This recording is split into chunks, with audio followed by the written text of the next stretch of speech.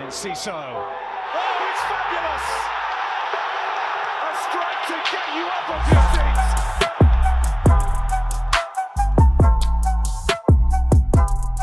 Hello and welcome to Seagulls Social. This is the Norwich FA Cup reaction with myself and, of course, Jack Albion. Jack, first of all, mate, how are you? How's things?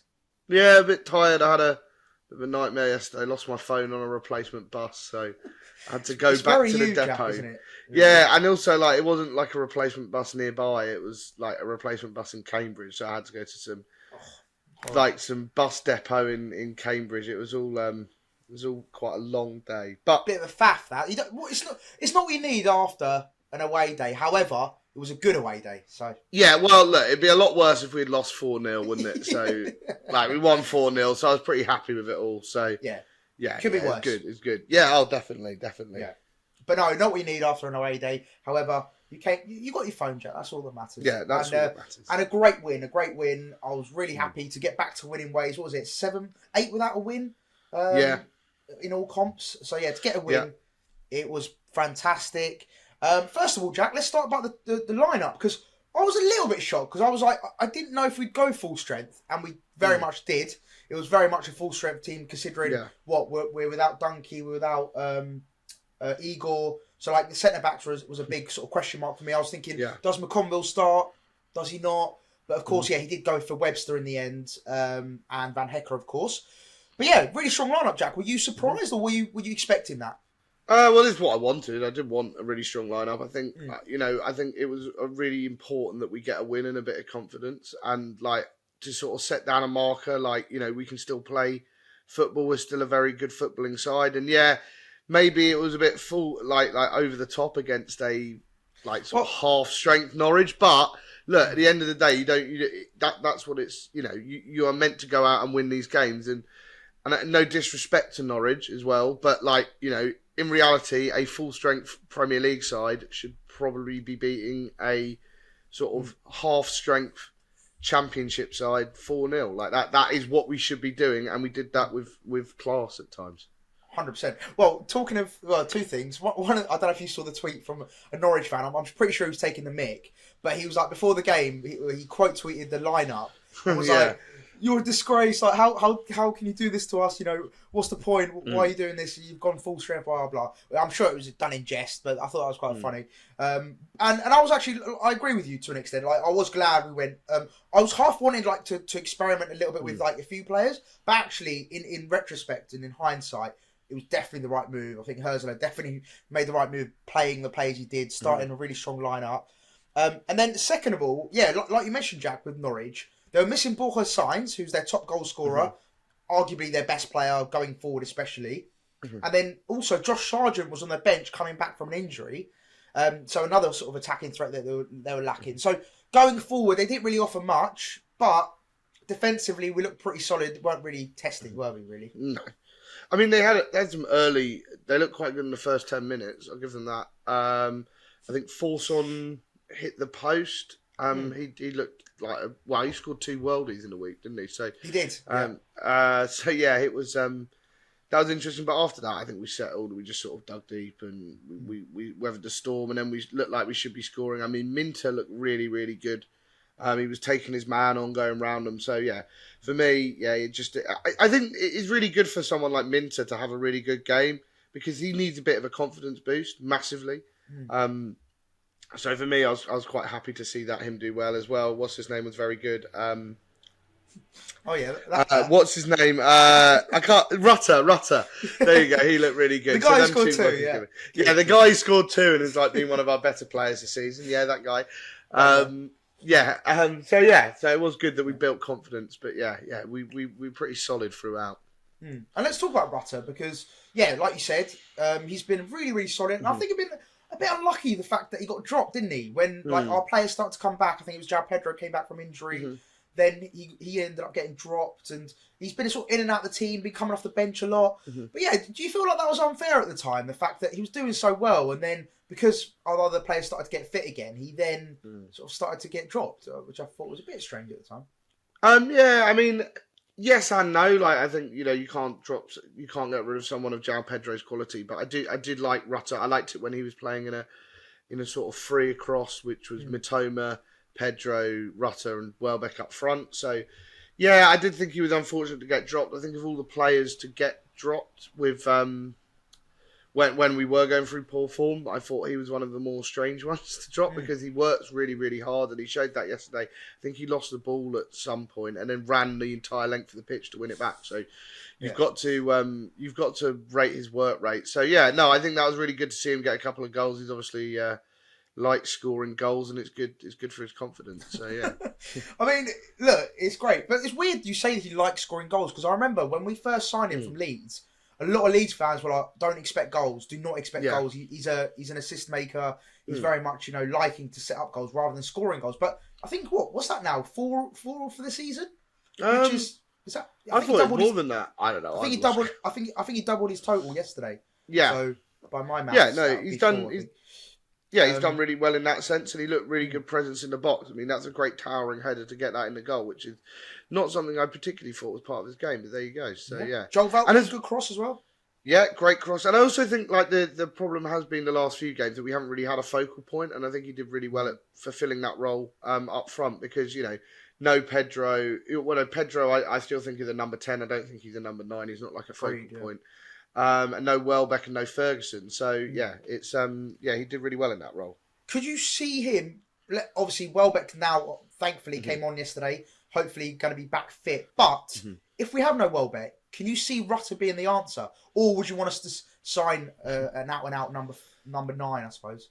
Well, interesting. I don't think he's the answer to the problem there. I think I'd rather see us sign an out-and-out number 9. But to be honest, getting number 9s in the January window is not going to be easy, is it? So, no. There's not many. Yeah, I mean, he can fill the role. I think that would be one of the better options that we have to fill that role. So I thought he did really well in that. I mean, admittedly, it was against, like I say, half-strength championship side. So let's not get too carried away. But yeah, he did really well in that role. Yeah, no, I was thoroughly impressed. And two well-taken goals, the header, and also the second one, I know took a bit of a deflection, but he's still done very well to get into the position. And yeah, a good strike in the end as well. So yeah, very impressed with him. And Ciso, what did you think of Ciso? Obviously, a lot of talk about him going out on loan. Then it was like, no, he's not going out on loan. Now it looks like he's going to stay. And he looks like he's actually... I've been really impressed with him. I think he's played really, really well. And of course, his goal was really well taken. But in terms of his general play, Jack, were you impressed with Ciso? And do you feel like he's now sort of his mentality's in the right space where he's like, look, I want to fight and I want to stay at Brighton rather than going out on loan? Yeah, I mean, he did really well yesterday. Just before he scored, I did say that we should take him off now because he was trying lots of flicks. So I thought we need to concentrate and not let him do that. Yeah. But he took the goal really well. I don't really understand how it hit the back of the net. Like it just sort of. Oh, it was insane. Yeah, great finish. Like a really, really good finish, and that'll once again. This is what's important about this game. That will boost his confidence again. 100%. So that's really good to see. I thought he was unlucky with a chance in the first half, which we could have gone 1-0 up from, where the keeper made a great save, where it came across the box and he fired it in. So yeah, another good performance from someone like Enciso. I think you're talking about the loan moves. It's a bit weird, isn't it? Because there's lots of rumours flying around about what's happening to certain players, and I do think we're a bit stacked in that particular position, sort of where Enciso plays, and rumours of Harvey Elliott coming in, and that we're leading the race. Like, look, don't get me wrong. I think Harvey Elliott is probably better quality than all of our players in his current position, but you've got to wonder why we spent 50 million on players to play the same role. Only to bring in someone else to play that role. I understand that we buy players when they're available, but it just seems we've got such a wealth of talent possibly in the future there. Then why are we bringing all these players? I don't know, but whatever. I'll trust the club to a certain degree. But it'd be a shame to get rid of Enciso because he's been with us a long time, and I'd love to see his potential be fulfilled. And whether that will be fulfilled is another question. But yeah.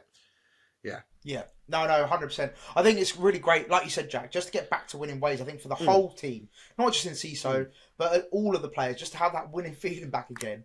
And of course, we are going to get onto that magic moment, of course, for the 4th as well, with big Solly March scoring as well. But yeah, I think it was just really big for morale, having that win, even though, like you said, it was against the Championship side, Norwich side, still to go to Carrow Road and get a 4-0 result is a huge sort of statement win. And I know Hurzeler probably would have walked away with that being super, super happy. So, yeah. And then, we've covered pretty much all 3 goals, really. But, and Ciso, great finish. And then, Solly March. What a guy, man! What a man! To see him come back at the Amex at Brentford was great. Got his standing ovation, etc., etc. Then he didn't really get an appearance. Didn't come off the bench, and then for Norwich coming off, scoring that goal was what a finish! First of all, Welbeck I thought was going to ruin it all, but then he stood out the way, moved out the way, and gave it all to Solly. And what a finish! Left-footed as well. Jack, talk to me about that goal. Yeah, fantastic finish. Just hits it first time, straight in the top corner. You don't see many better finishes than that. Maybe not so much from him. That's a trademark Solly March finish. He can score some great goals when he wants to, and that was one of them. And yeah, it was really good to see him after 14 months. I really think we've missed him. He was, especially under De Zerbi, he was really, really coming into his own. He was You were starting to see... He was arguably one of our best players in that period. Yeah, definitely. And, a player who was probably quite inconsistent. I think everybody could admit, under Potter and Houghton for a few years. And, there's definitely question marks. Will he be the level to be a Premier League player? Is he good enough to be a Premier League player? And then, he's shown his quality in those almost 2 years. And then you look at it, how he came into that own, and it's so sad that he got that injury, and to come back and just give that kind of statement to say, I'm back. And I also think, he's a sort of Premier League experience that we need a little bit in the squad at the moment. He's not quite, 100%. A Lewis Dunk centre-back kind of experience or a James Milner, but, he's got a bit of tactical know-how, and he knows the team and he knows the squad well. So, yeah. I think really people underestimate, Jack, how experienced he actually is, I think. Because he's in his late 20s now. He's born and bred Brighton. He lived, been at the club for X amount of years. I think he just gets it. Like in that Palace game, if you had a Solly March around the team in that Palace game, you could argue. I'm not saying it would have changed the result. I'm not saying he was going to be, the difference maker. But having that sort of know-how around the squad at the time, I think would have been huge. And also the celebration for me just emphasises how much the squad love him as well. You can see Welbeck, massive smile on his face. Ayara, all the people that were around him just had this massive beaming smiles on their faces. So I think it shows how much we don't see maybe of how much he actually brings to the squad off the pitch as well. So it was great to see everyone sort of unified, a big sort of huddle around him, and everyone really, really happy. Even the bench was buzzing when they panned to the bench. Everyone on the bench was so happy to see that. So it was I think the nice thing about Enciso and Solly goals, as both of them really, is we've brought such a wealth of talent in the summer, and I think what people have kind of forgot is there still is a wealth of talent here, and that some of our better players were already here at the club anyway. So players like Solly and Enciso, they've still got a massive role to play, even though they've got massive competition for places. And I do think that a lot of the problems that we've had this season have been because we haven't had the sort of experienced players who are already used to the squad, and we've just thrown a load of people in. I thought Gruder had a good game when he came on, actually. He was fantastic. Which I thought was really good to see, because I do think he struggled a little bit. It would have been nice if he got a goal, but I don't think it was quite the time to do that. So his feet are a joke, aren't they? The way he was outrageous. He got a lovely little assist for Solly's goal. So it'd be great if we could do a little cup run and do well in that sense. 100%, yeah. Let's go one step further than Man United. Exactly. And also redemption for Solly. Obviously missed that penalty, so very sadly. So if we can get a bit of redemption for that, that'd be unreal. What I was going to ask you quickly, just last thing on Solly March, Jack. Obviously, we know he's such a useful player because he's a bit of a utility man, isn't he? He can sort of play pretty much anywhere, really. Yeah. You whack him anywhere, he'll do a job. Where do you think you can see, if he's to come back in the team and start, where does he start? Because I think that's the big question. Is where does he fit in now? Because Veltman, I think, is pretty much secured right back position. Yep. You then look at right wing. Does he get in at right wing? I suppose maybe that's his best chance, because Matoma's obviously locked up the left wing, and right wing could potentially be that spot for him. I think for me, right wing is where you've got to look at him playing now. I think that's where he played his best football. I think with Matoma on the left and March on the right under Zerbi was superb, fantastic way of playing, and it puts in the competition for places there. Yeah, no, I think right wing is where he's perfect. I think when he came on as right back against Brentford, that was a bit strange. Yeah. I'm not sure that was the right role for him After at the 14 time. months out is not what you need, was it? Yeah, not Last what 10 you minutes, need. 0-0. Yeah. I think he can do really well at left back as well, or left wing back. I think, it gives us more versatility, because I think the problem is that, we wanted to play a free at back at times, but we maybe not had the personnel. He can do really well at a left wing back role that sort of, a Dingra and Matoma have tried to fit in. You can almost play like a 3-4-3 if you really want to. So yeah, it's another player who can play in that role. And I'd like to see that. So yeah, right wing or left wing back for me. I think he gives us options there. I think gives us especially Kadioglu now. Yeah, out. Kadioglu out for the season. He can sort of play that role. He's very similar to Kadioglu, really, in that he has all these different roles in his locker that he can play. So it'll be interesting to see. Yeah, definitely. Yeah, no, for sure. All good vibes all round, really, wasn't it, Jack? Yeah. It was great to see. Let's talk about McConville as well. He made his debut, his professional debut, which was great. Obviously, been in the PL2. I'm sure you've watched him a few times, Jack. What can you tell us for people that haven't seen much of McConville? What kind of player is he, and how do you think he got on yesterday? Yeah, no, I think he did really well. I thought, it's a huge thing to come on for your professional debut. He's a player I've been watching for a long time. He's already made his Northern Ireland debut, which is really good.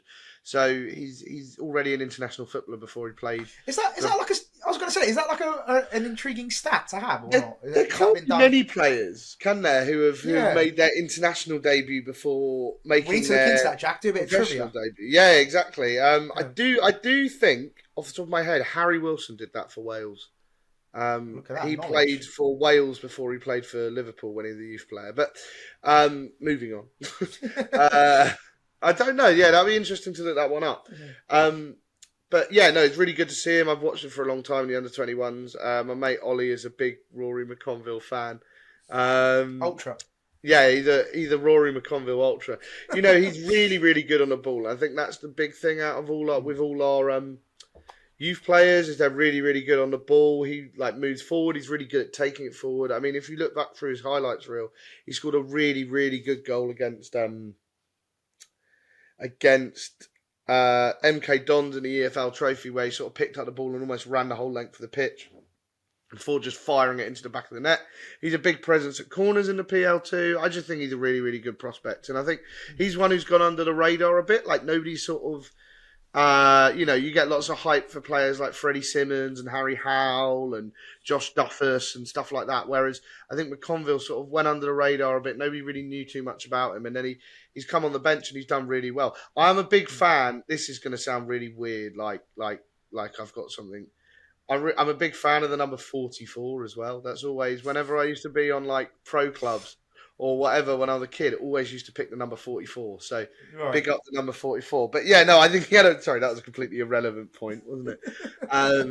No, I thought he had a really good debut. He looked calm. He just slot into that back four really, and maybe it's an opportunity for him to crack on and maybe, especially with the injuries, maybe get a place in the team. Really. 100%. Really pleased to see that. It's a debut I've been waiting for a while. And then hopefully maybe next season he can get a good loan move or be involved in the first team frame. Who knows? Yeah, for sure. Yeah. Well, talking of transfers, Jack, there's, like you said, we've been linked to quite a few positions and a few players. You mentioned Harvey Elliott being one. Of course, we're looking potentially for Biscagli. I don't know how likely that will be in January. But yeah, if we were to do business, Jack, which we don't traditionally do, where do you think is imperative? Because it looks like the club always want to go for an attacking midfielder at any given opportunity. But I feel like we definitely need a centre-back ASAP. But how likely do you think it is going to be that we get one in? Well, I mean, that's the big question, really, isn't it? I mean, we're going to have a look at players. We only buy players when the opportunity arises. I would like a centre-back. What was one of my terrible drunk tweets last night? I think it was, why don't we try and get a loan move for Shane Duffy as centre-back cover to the end of the season. Oh, wait, also as well, Jack, I've got to call you out as well. One of your tweets It was Ansu Fati, and you were like, "Hear me out." Oh, I think Now, that is a wind up. That was a wind up. Oh, okay. That Okay, 100%. good. I do not Good, believe good, that we good. should bring back Ansu Fati. Good. Well, I don't know if he was available on a free transfer. I wouldn't be Hear me against out. it. Hear me And out.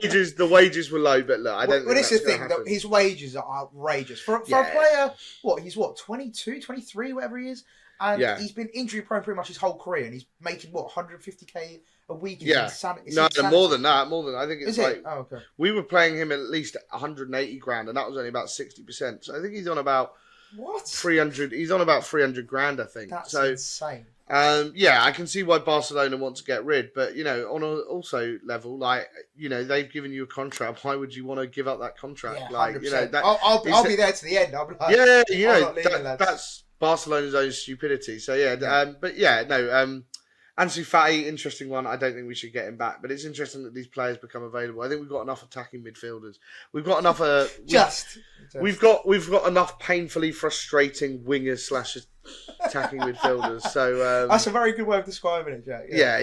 I don't not to slag off the team, but God, do we have enough frustrating wingers?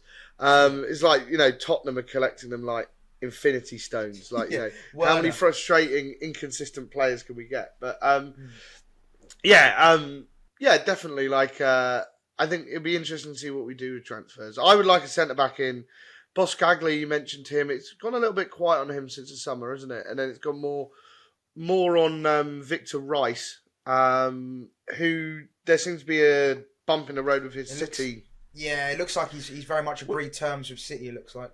But there does look like there's a bit of a bump in the road with that. So maybe we can take advantage of that. I don't know, but it's a lot of.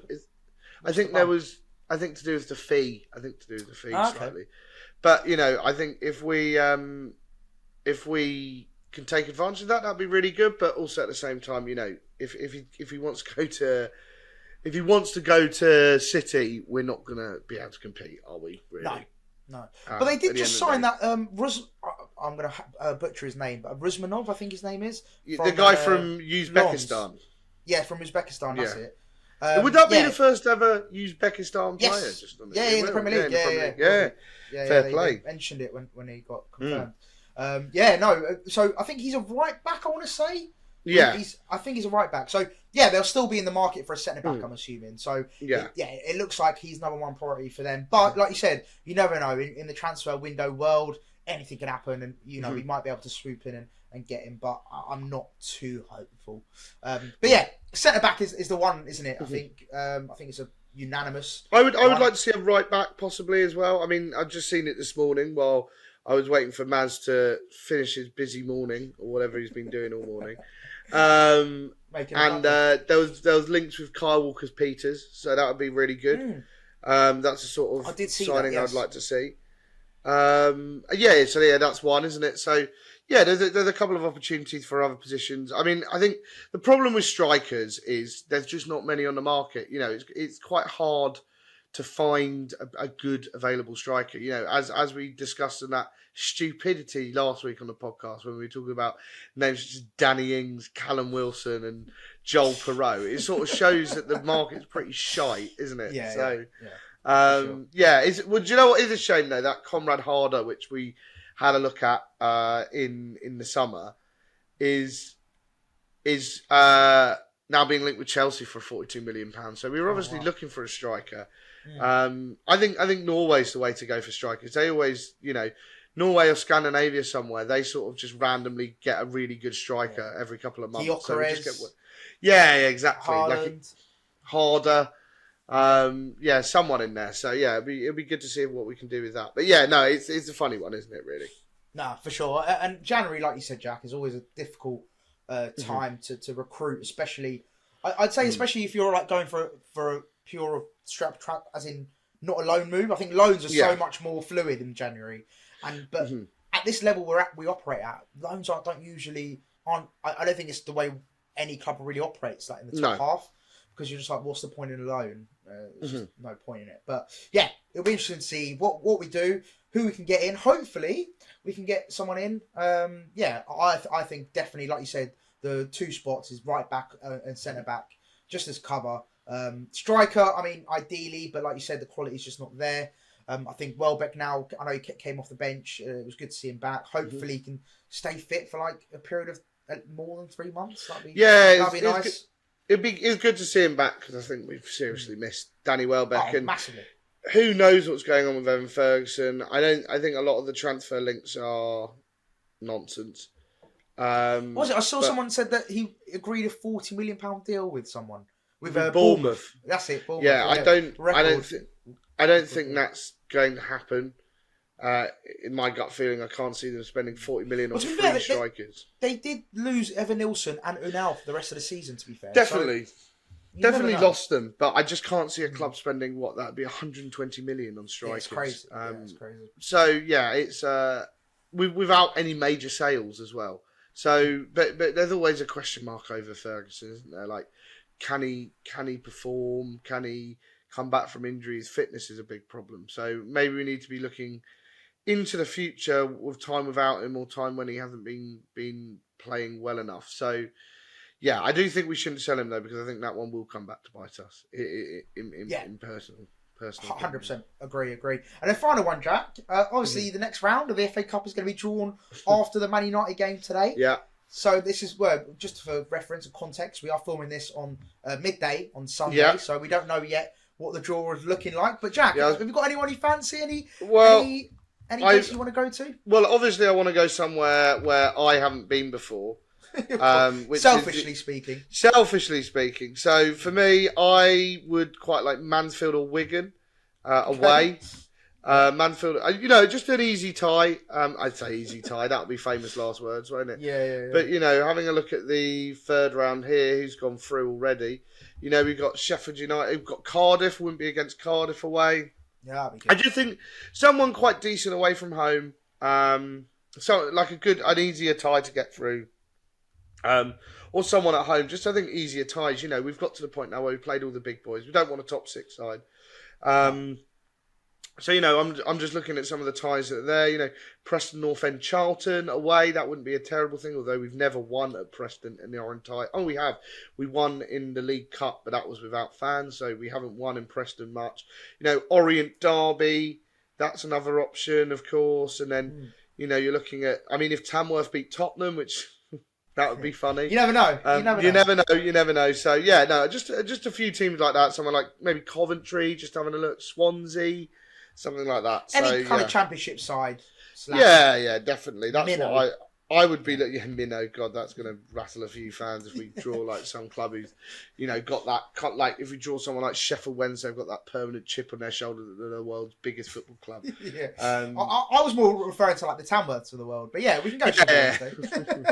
Yeah, so but no, it'll be interesting to see what happens. Of course, we'll find out later on. Fingers crossed, it's a good tie. It's a good one either way. Either it's a big meaty one, as in like a big juicy one, or like you said, Jack, someone that is actually without jinxing it, is someone we can actually look to beat. Like, and get through. So yeah, definitely. Don't give us anything in between, because when you get those ties, it's the most disappointing. Just yeah. It's for players to get up for, let alone fans. Really, really boring, but I just prefer away ties. I know lots of people complain that we never get home ties and they like home ties, but I like away games. I want an away game somewhere interesting that we don't usually get to go. We've had 8 years. Switches up a little bit. 8 years in the Premier League now, and we just sort of, we play the same team again and again and again. It'd be nice to go somewhere new, which we haven't been to for quite a while. So yeah. Agreed. Fingers crossed for a good draw later on today. But Jack, it's been a pleasure as always.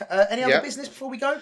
I'd shout out Shane Duffy, just like one of my favourite all-time favourite Brighton players. So it was nice to see him get a good reception yesterday, and to see him congratulating Solly on his goal. So Shane Duffy, Brighton legend, really. So it was pleasing to see him get a good reception, and and then come back on loan.